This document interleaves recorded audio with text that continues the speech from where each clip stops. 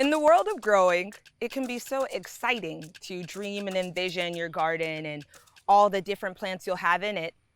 But likewise, it can often be very daunting because there's a lot of plants and there's a lot of factors for growing a healthy and wonderful garden.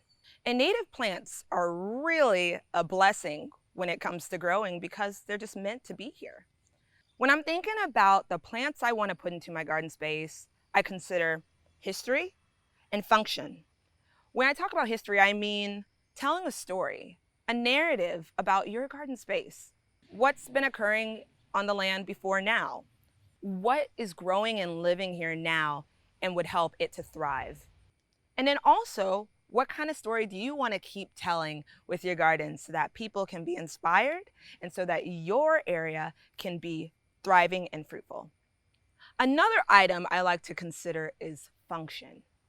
Is your plant going to sit well in full sun if it's partially shaded? No, if it likes partial shade, it wants to be in an area that probably has a canopy. So what kind of infrastructure do you have in place, or what is around you in your setting that is going to support the plants you want to see? Are there pollinators or bugs or insects or other animals, birds, hummingbirds you'd like to see in your garden?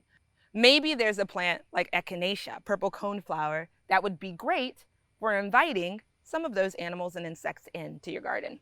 Or a plant like common yarrow that's colorful, balmy, and also medicinal. Another great pick for your garden. I want to think about maybe shade in another spot. Maybe I'll choose a vine like Passionata incarnata. Whatever the case, you want to think about what's going to work for you and what you want to create, but also what kind of relationship and support you want to give to the ground where you're growing.